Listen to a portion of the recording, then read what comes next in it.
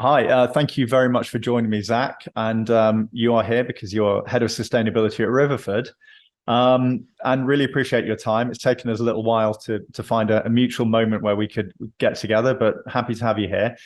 And this is our new format for our podcast. So the first question I'd like to ask you about is what part of your job are you most passionate about?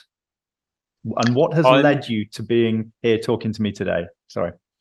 okay. Yeah, so I'm really lucky to have such a varied role. So at Riverford, I look after carbon reduction and strategy, our future farming program, environmental impact of packaging, outreach and networking on sustainability. There's a lot going on, but it's all really exciting.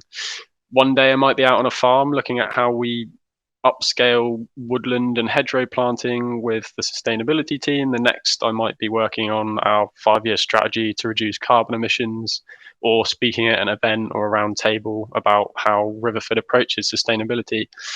On the farming side of things, I think the thing that I'm most passionate about is our agroforestry and biodiversity improvement work.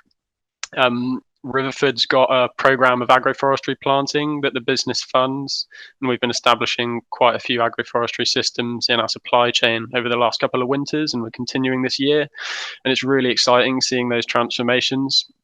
And we've also, in the name of further transformations, we've got a lot of work happening on our two home farms in Devon and up in Peterborough in Cambridgeshire to improve the ecology of the farms. And this is through habitat improvement, creation, and really increasing the connectivity between habitats on the farms.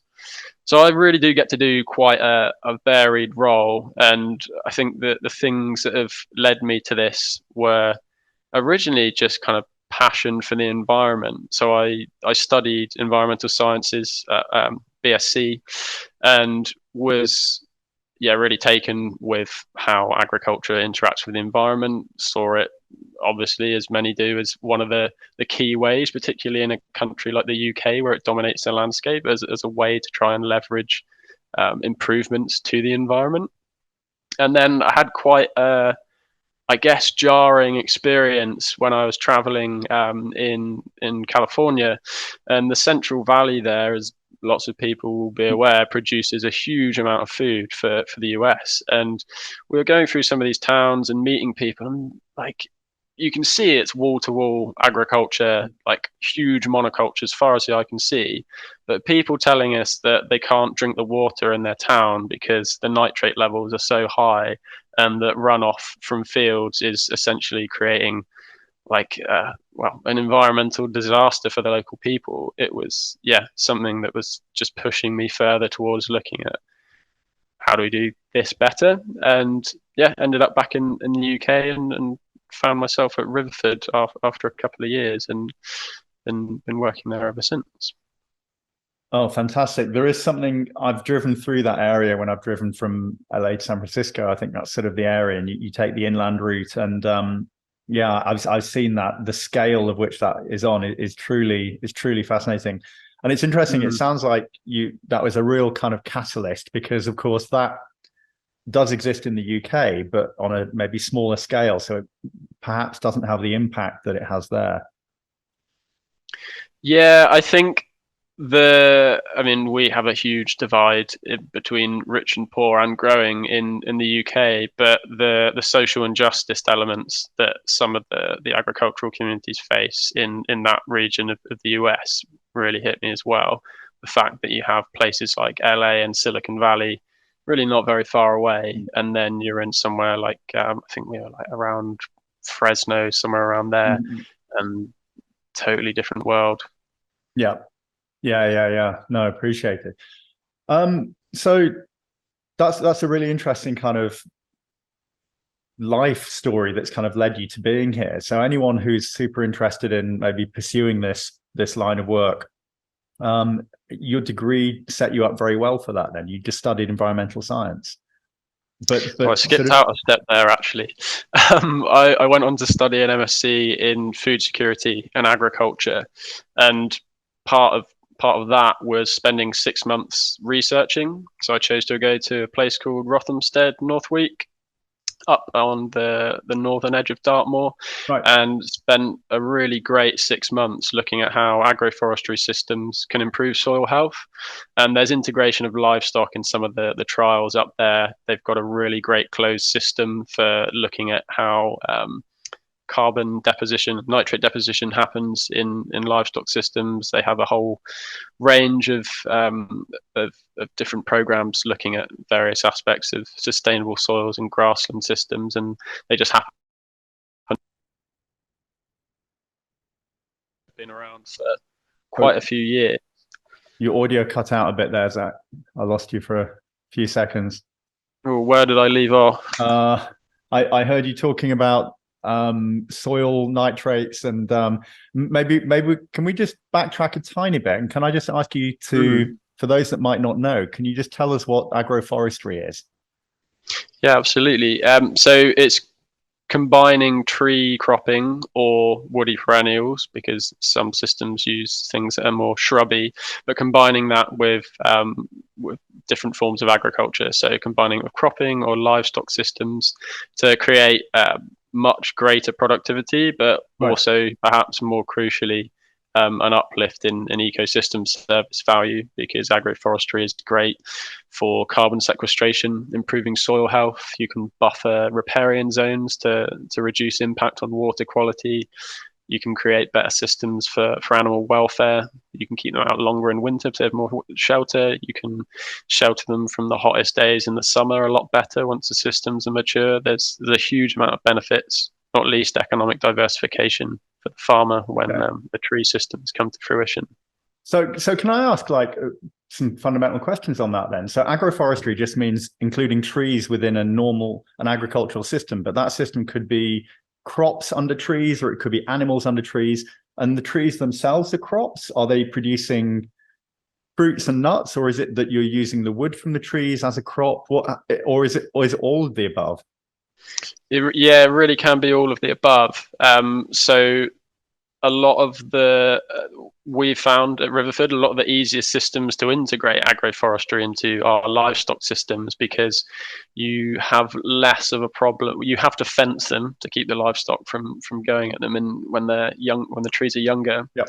But not losing croppable area for a lot of farmers is obviously a bonus. So integrating tree cropping systems, agroforestry, into arable and horticultural systems is, in our experience, slightly harder initially than going for livestock systems. Right. But yeah, you absolutely can produce nuts, fruit, timber.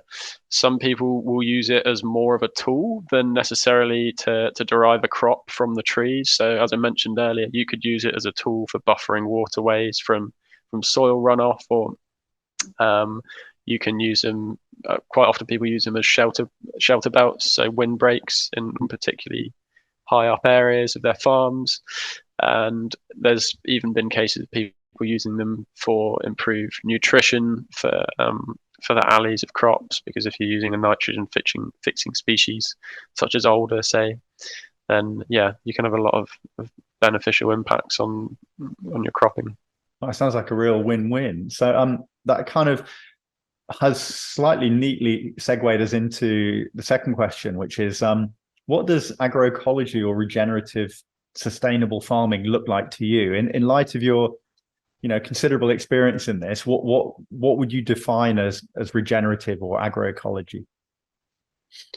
I think I like to put an umbrella over it all and say that is really about resilience. So how do we improve nature and soil health so that we have a buffer for temperature increases and droughtier summers that we're seeing? Create greater crop diversity so that we can deal with the increasing disease pressure that we're seeing in the face of climate change, not just wiping out our current monoculture systems.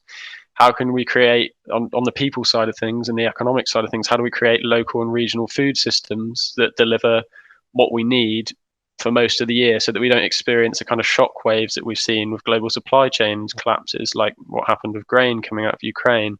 All of these things form a kind of an umbrella of resilience. So yeah, to tackle the question directly, how do we get to that resilience? It's about working with nature where you can, and remaining productive. So, and by productive, I don't just mean in terms of yields, because agroecology will build natural capital, carbon sequestration, soil health improvements, you name it. Farming is always a compromise of nature compared to truly natural systems. So using something like agroecology to help bring about an improvement in the degradation that we've impacted on natural systems, particularly in places like the UK, is absolutely a way that we can bring the land back to a more beneficial state.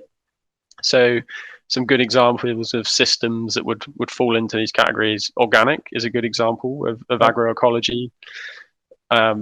Using fewer chemicals, enhancing areas of natural enemies for pests, making sure that you're implementing the use of natural fertilizers rather than artificial fertilizers where you can. But organic's not the only way. Obviously, the regenerative movement overall is growing in a really big way, and it is a great vessel for innovation. It's allowing a lot of free thought. I suppose in the way that organic, before it was kind of regulated, originally, it's offering a lot of the kind of free thought and experimentation that once brought, and seeing the kind of things that are happening at national events like Groundswell, and seeing it creep more and more into Organic Real Farmers Conference. Yeah, it is really exciting to see what's happening.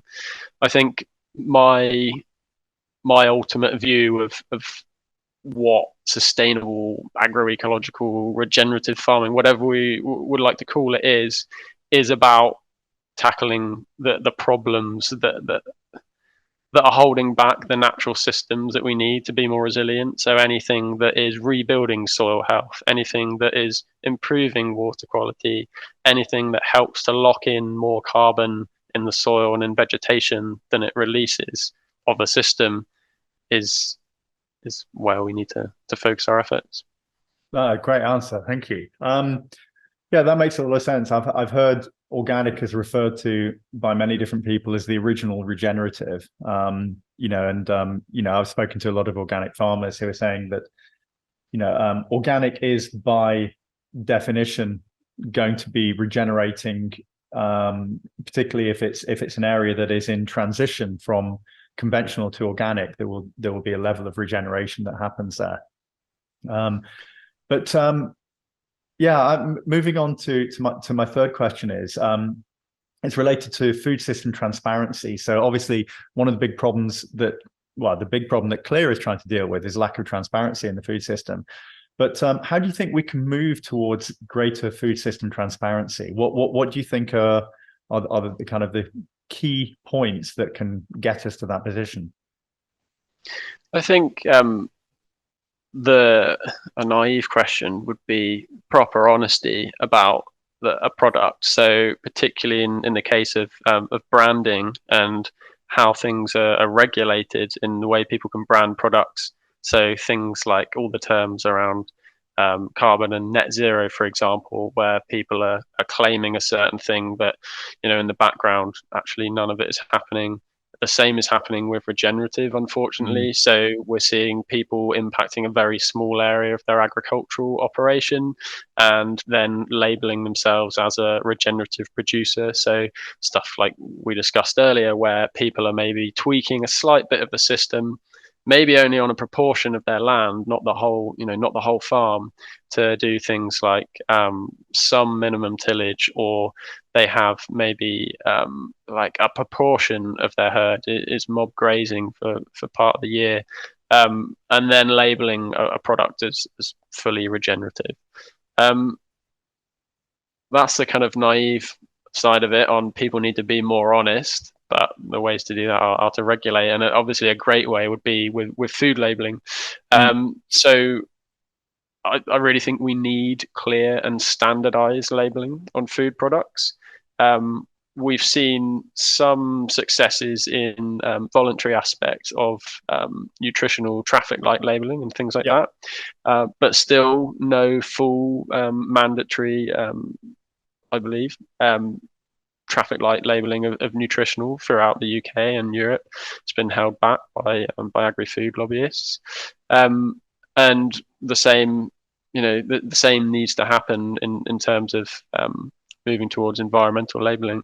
I think that's a way that we can really standardize what people need to measure, set those metrics, set the scope for them. So where does it start? Do you start from raw material processing? Do you start from, how far back do you go? Do you go to the fertilizer that is used to um, improve the grassland that a cattle is grazing on, or do you start from the processing plant at which that food stuff is coming from before it goes to market? There's a whole bunch of stuff to work out, but Yeah.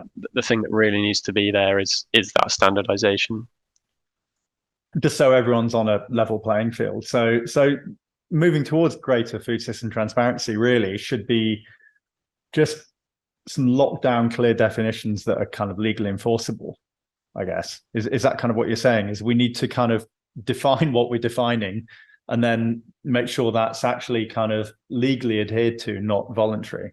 Is that kind of what you Yeah, mean? I mean, even down to, say, carbon labeling, is someone accounting for all 6 major greenhouse gases, carbon dioxide equivalent, or are they looking at just CO2? If people are looking at a suite of factors, such as, particularly when we get into things like nature and biodiversity, what the hell are they measuring? That could be any number of things. You could be looking at invertebrates, bird counts, floral counts on fields. Yeah, there's so much to go out there that any kind of standardization would be, yeah, quite quite sought after, I think, even in a basic sense at the moment. Amazing. That's a fantastic answer. Thank you. So moving back to Riverford, in light of the question that you've just answered, what are you guys doing? What data are you guys collecting from the farms that supply you? Because Riverford is, I know you do have some farms that are owned by Riverford, but the rest are, you're taking produce from other organic farmers. Is that correct? And if that is correct, Yeah, what absolutely. are you measuring? What do you want to know beyond organic, or is that kind of enough for you guys that the farmers you're buying from are certified organic? Tell me a bit about how Riverford deals with this. So just to answer the first part of your question, our kind of buying structure is that we have 2 farms that the business runs, and a like a polytunnel setup in Hampshire, actually, that they collectively produce around 10% of the business's produce. The rest, probably the majority of it, is bought from suppliers that we've worked with for some cases over 25 years, and some of them we are a significant proportion of that business. I believe in some years, some of the suppliers we're working with, we're nearly 100% of the business. So we have very strong relationships with a lot of the people we purchase from. Now, our buying criteria previously was based on, we're 100% organic, apart from a couple of wild harvest products we buy. But our criteria, first and foremost, was organic, because we know that provides an incredible baseline above most other forms of agriculture.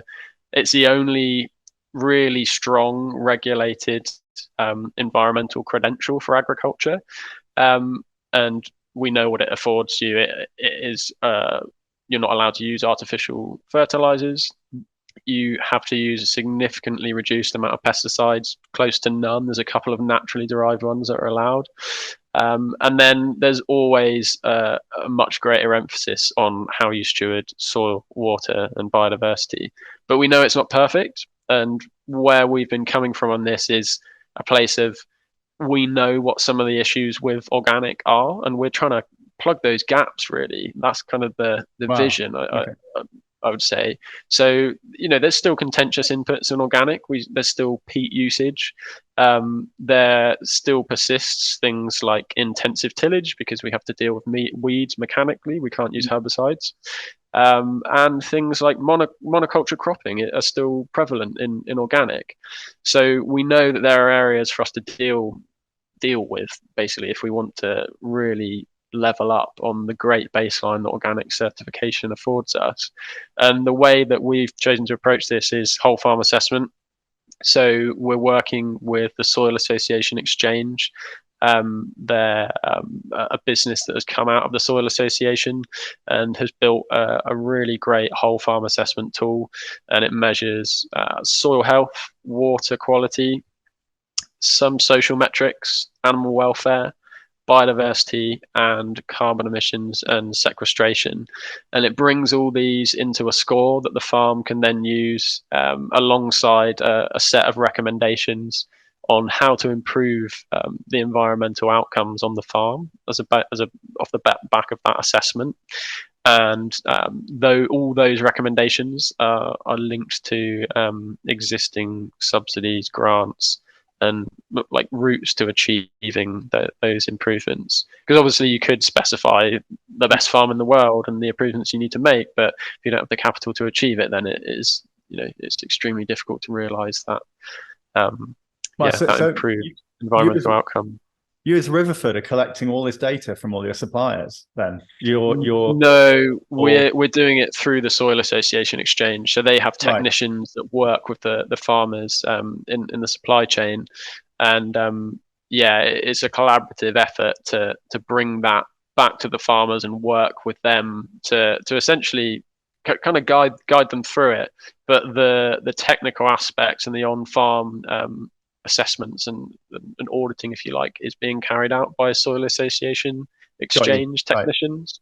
But Riverford are getting that data. I mean, you're seeing that, which I find really fascinating, because although you are Riverford are producers, you're essentially a wholesaler, a middleman, really. And I find that bit particularly fascinating, because it's almost sort of, you've already got that one stage of separation from 90% of where your supply comes from, but you are actively engaging with that data, which I find really positive. So when you're getting this data from the Soil Association, is it you guys as Riverford are feeding back information to your suppliers to say, well, we found out this, but we think you can do that, and this could make a change, and this is what we want as Riverford? Or are you kind of letting that feedback loop happen closer to the farm, or is it coming all the way up to Riverford and back to the farm? So we are, I mean, it gets discussed with the farmers when they get their results, but really we're making sure that we work with the farmers, not to state that, right, we think that these things need to happen and this is how we can't tell people how to run their farms, and no one knows the land they're working with better than them. What we do is try and find at the start things that people are really enthusiastic about, because most farmers, even the busiest farmers we've met, everyone has a passion for something. And what's really important, I think, is finding out what that is, whether it's soil microbiology, connecting different habitats on farm, trialing different intercropping for improvements to yield, or bringing more pollinators into their land. It's really about finding out what people are passionate about and using that as a vessel for the environmental improvement. Obviously, if there's something that's glaringly obviously wrong, like serious water quality issues or something like that, then those are also things that we will be approaching with the farmers. But ultimately, our vision is that it's led by them. The improvements are carried out in conjunction with them. It's not a list that we send to them to get done, because that doesn't work. Participatory learning and development of farm systems is not only our lived experience as a business is the best thing to help improve environmental outcomes on farm, but it's also in the literature. Like all agricultural knowledge extension shows that if you're doing participatory development with farmers, you're going to get a much better outcome. So we absolutely have to work with the farmers on those things to drive improvement. I love that attitude there. I was really enjoying hearing you say, all the farmers, they all have their different passion points, and the ones that I've met is like, I've come across that as well. It's like some are absolutely obsessed with counting pollinators, and others are sending soil offer samples, but either which one of those is going to have a knock-on effect on other systems, right? So wherever you kind of divert your attention and whatever you like as a metric, it will have a knock-on effect to other because everything's system related within nature. So yeah, I think that's a really nice way of helping people work to their passions and not becoming another ream of paperwork that feels, like a pain in the ass for a hardworking farmer, which is really cool. Yeah, so the next thing we kind of partly got into this a bit earlier, but I just, we'll kind of spell it out again. But my fifth question to you is, what do you think are the biggest problems with food labels in the UK? So very simple question. What are the biggest problems with food labels, and particularly eco-labeling? You mentioned carbon a little bit earlier, but is that your sort of number one gripe or irk at the moment? I mean, I think for me, my biggest bugbear in food labeling is probably the imprecise use of the term free range, and how that means something quite different to how I imagine people think it means when they're shopping. But what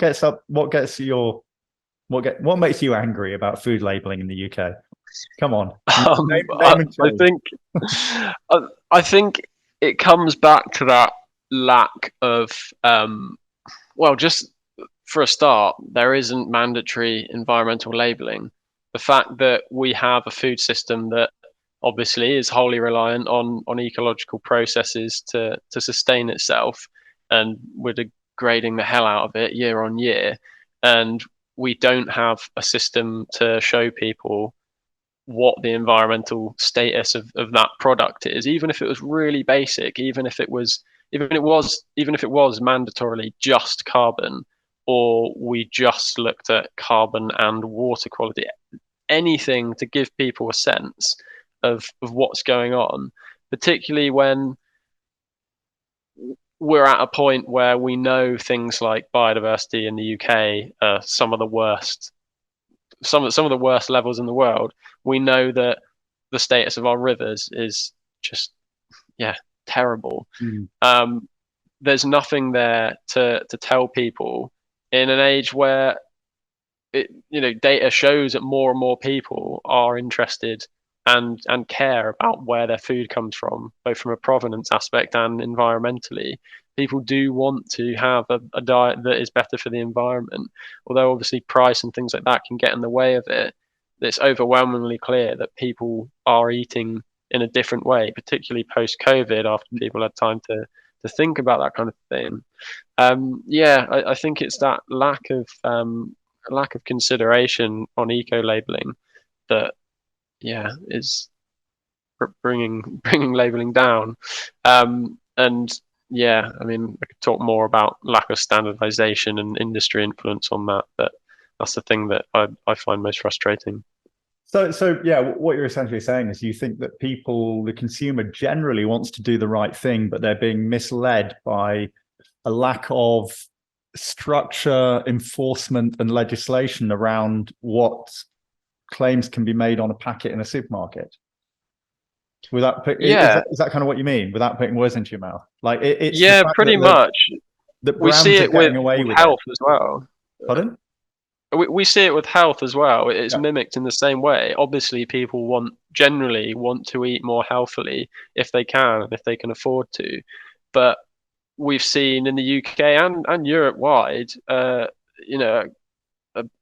a ban, but no concerted drive to get mandatory nutritional labeling, like traffic light labeling over the line, front of pack. So things like the lobbying that happened to the European Commission for Nutri-Scores in Europe. I don't know if you've come across this, but particularly, I think it was Italian agri-food lobby in particular was so heavy in how they were blocking the Nutri-Scores on front of pack to the traffic light Nutri-Score labeling. The EU wanted to make it mandatory EU-wide, and it was knocked down by a bunch of lobbyists. And it's that same kind of attitude to environmental labeling that persists Europe-wide and in the UK, that the agri-food lobby is so strong. Yeah. Any of these things are going to be swatted like flies, it seems.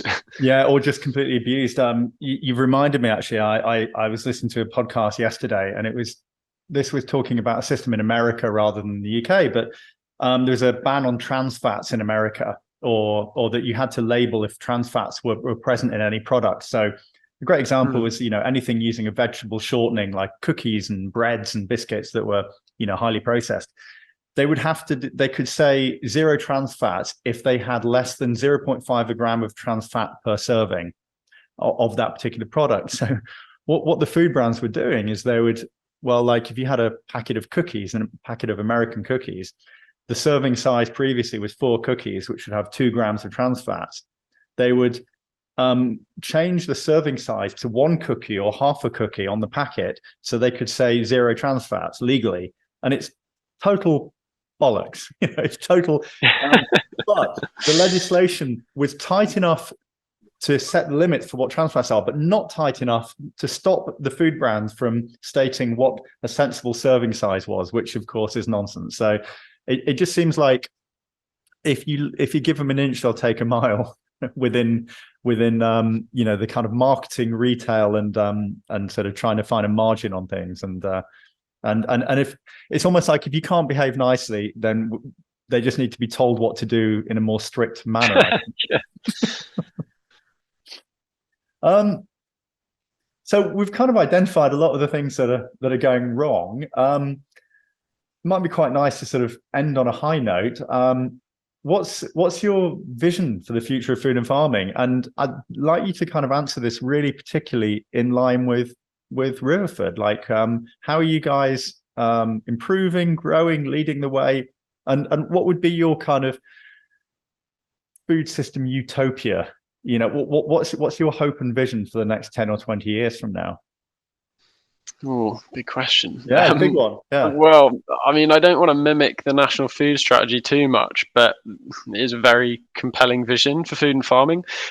So, yeah, I mean, I would say that my vision of food and farming deviates slightly from Riverford's because Riverford is an organic business, and I do see a place for a certain amount of conventional agriculture in a precision sense, but mostly, the alignment is there, and I really do see a place for organic as well, for specialized precision farming at scale.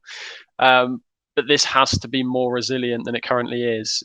So, for example, it needs to incorporate rotations where it can, obviously using the kind of precision technologies that you need to make sure that you're applying the right amount of irrigation, the natural pesticides, if that's allowed, how you approach use of natural fertilizers, and really crucially to use more diverse seed mixes. So we just can't continue with our monocultural attitude, and particularly in arable, and this is true of conventional and organic agriculture actually. Agroecological practices in general need to be a big part of the puzzle. So I mentioned rotational systems, but also really taking heed of things like cover cropping and how we use both plant and animal nutrition. So using clover leys and herbal leys in rotational systems, and how these really fertilize the land. And I think part of the utopia really needs to be eating far less animal products in favor of better produced, higher nutritional density animal products. Ruminants have got such a big role to play in the system, but in particular, but I just don't think so at the scale they currently do. There's so much more room for people to be eating far better products than they currently are, and also for the UK to have more self-sufficiency in its food systems in general, particularly if we had space for more horticulture. The UK's horticultural industry is absolutely tiny. And another side of this would be playing into the agroecological approach and how we use land appropriately would be agroforestry, and lots more of it. We can improve animal welfare, repair soils, buffer waterways, we can diversify farm incomes, and we can make the landscape truly beautiful with it. And obviously it sequesters a lot of carbon too. I guess I would really like to see a default agroforestry, default agricultural system as including agroforestry like we once had. So there was once a lot more wood pasture, where now we have behemoth fields that wildlife can barely find any food in or move across. And it would be remiss not to mention the people and economics as part of this utopia. So the UK's supermarkets are such a threat to family farms and non-industrial producers right now in the way that they operate, constantly driving down prices, lack of commitment to farm businesses on an interannual basis, and driving down the price to literally just the cost of labour and materials. This leaves no room for farms to invest in people and in nature. Subsidies are going to go some of the way to the covering this, but they're not a panacea for environmental improvement on farms.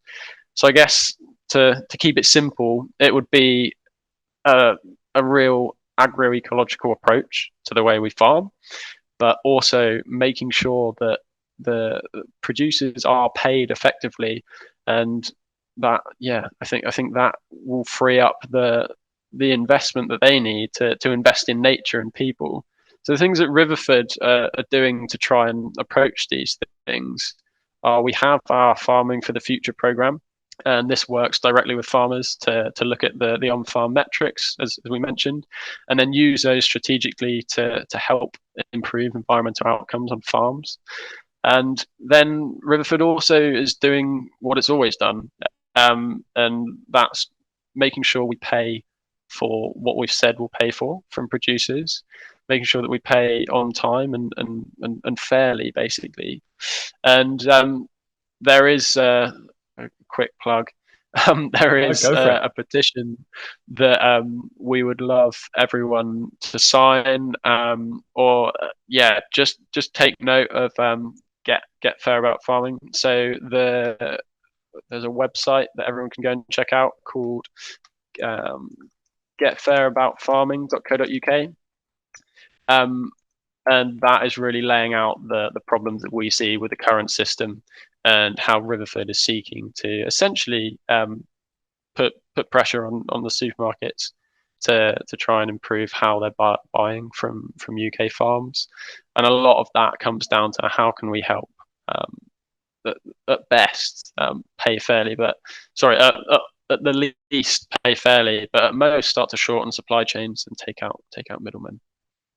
Fantastic. That was a great answer. Yeah, amazing. I will share the website you mentioned. I'll put it in the notes to go with this. But I think we've pretty much wrapped up there. We've gone a little bit longer than I was hoping. So we've done a pretty good job. Zac, thank you very much for joining me and giving me your time today. And if there's any other links apart from the campaign you mentioned in Riverford, we'll stick them in the notes. Cool, thank you. And yeah, great to meet you. And yeah, thanks for the time.